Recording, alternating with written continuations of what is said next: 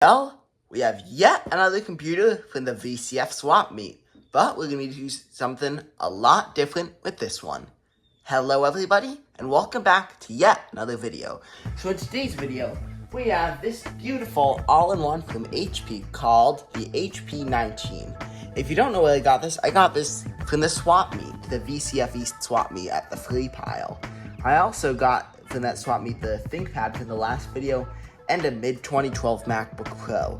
That Mac needs some more work. So a video will be coming out eventually about it, but for now, we're gonna be talking about our HP laptop and our ThinkPad.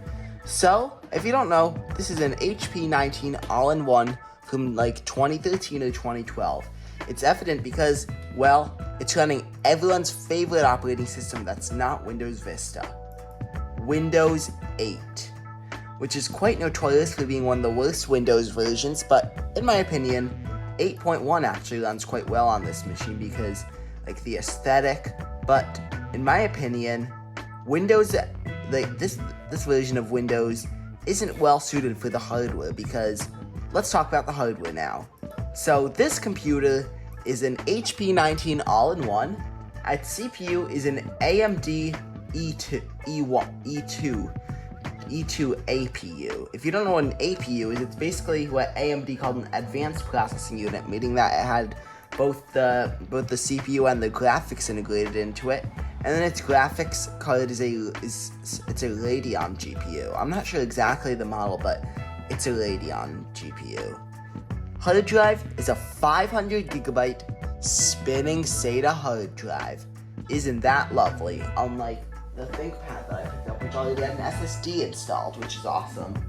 And then its operating system, well, Windows 8.1 build 9600. And then it comes with all this HP bloatware as well, like Wild Tangent Games. If you want to see the full list of HP bloatware, here you go. Look at all this.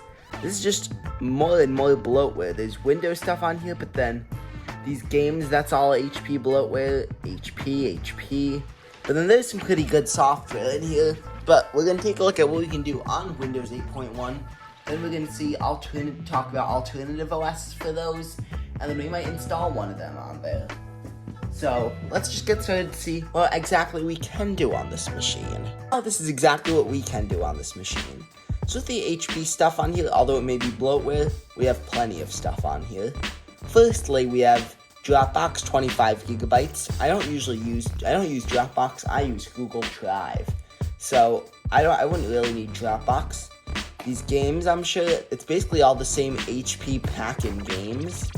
But now, music, photos, and videos. So we have some Cyberlink software on here. Let's give that a spin. So we have the Cyberlink Media Suite, which includes, I believe, the following Cyberlink apps. I'm just gonna pull it up. Photo Director, Power Media Player 12, and Power Director. So all that is pretty useful. So we're just gonna give that a try. So here's Cyberlink Media Suite. So these are our options. You can play a movie disc because this computer does have a DVD drive. I gotta get a DVD that's not copyrighted around here.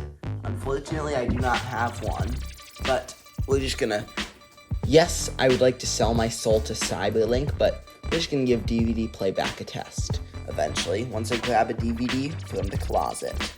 The DVD I'll be playing is just the opening logo, so like, what's the usability like? We're just gonna pop it in.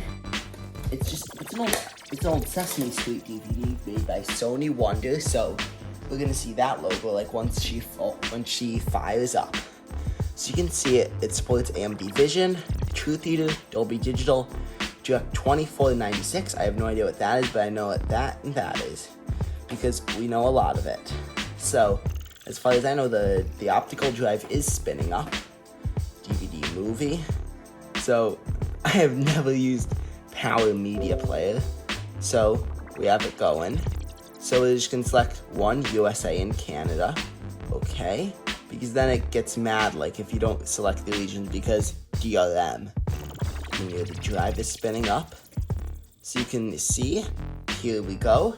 We have the FBI screen. just gonna crank up the volume so you guys can hear it.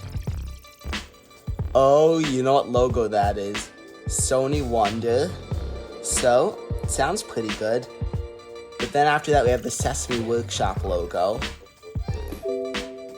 So that's it, because like if I play anything further than that, I'm gonna get copyrighted.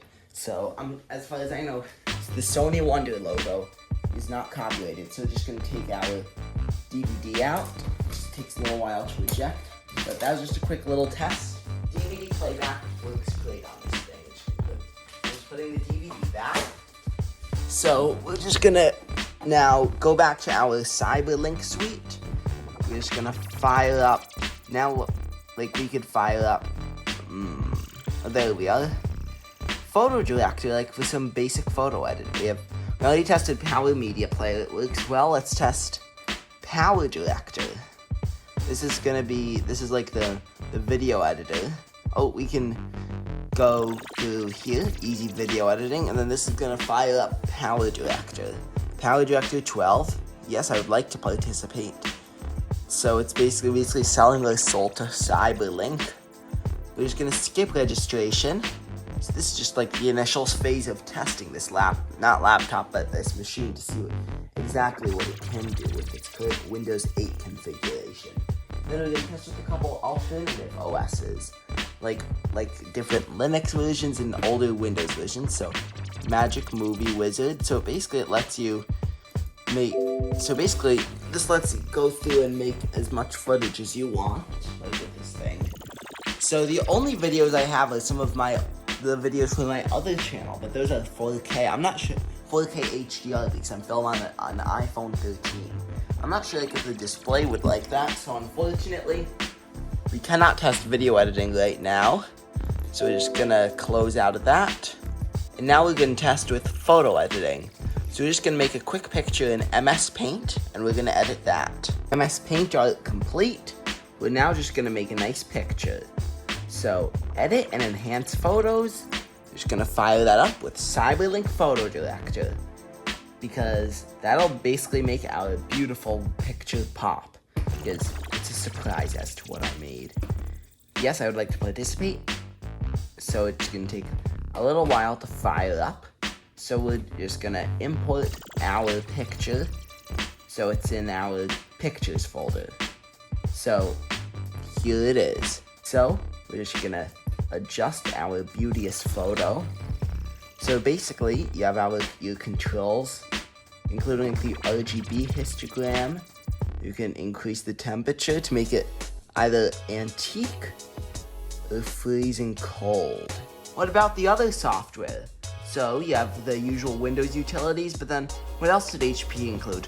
My SMS, whatever that is. I think it's like a defunct messaging platform. You have games like that Microsoft installed, but then you have McAfee. Absolutely nobody likes McAfee anymore because, well, I'm sure you know what it is. You have Wild Tangent games. So let's talk alternative operating systems for this thing. Well, Windows 10 absolutely is not an alternative because I'm sure you know how it's absolutely bloated and stuff. So the best options are either Windows 7 or Linux if you want to use this machine as a daily driver in 2025. For any retro computing enthusiast, Windows 7 is usually the best choice. But like for the general public, it's not because it doesn't receive software updates anymore. So I'd say if you want to use this thing comfortably without a hitch in 2025, the best option is just to use Linux. So we're just going to talk about some distros that you can work with on such lightweight operating systems and hardware, especially for beginners and for enthusiasts with a machine. So we're just going to go to F9, boot device options, UEFI, SanDisk. So now we're just going to boot into the Chrome OS install thing. Boom, we're at the Chrome OS desktop. Although we're in guest mode, you can still get the series of like the basic Chrome OS apps. The camera, we're just gonna do some basic web browsing tests. We'll just try going to YouTube and pulling up a video, youtube.com.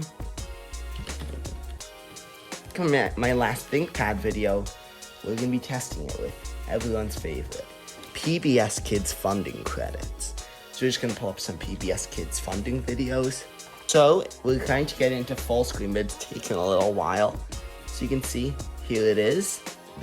So you got the funding credits playing. It's nice and smooth. Let's just try cranking up the resolution but the max resolution is 480p, so let's just skip to another part of the video. Just scanning around, so it runs quite well. Plus, if it was running on native hardware, it would be a lot better because we're running it off of a USB flash drive. So we're just gonna take a listen to the audio real quick.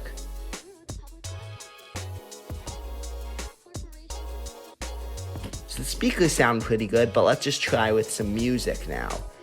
So you know what we have to do? Scarlet Fire. Oh, here we go. We're doing this ThinkPad style with good old Scarlet Fire.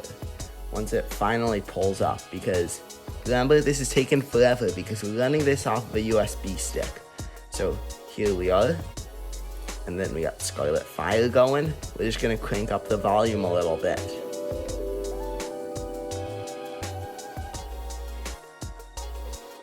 At its current resolution, it's playing pretty smoothly. But let's try cranking up, and instead just launch into the mini player, but let's just try cranking up the resolution. Let's go from 480, and it only always up to 480p because I think it's just the hardware of this computer. So that's pretty nice. Now you can hear the speakers sound pretty good. So that's it for Chrome OS on this machine. We're just gonna close out of Chrome. So thank you so much for watching this retrospective on the HP 19 all-in-one. Please like, watch, and subscribe, and I will see you guys in the next video. Bye, y'all.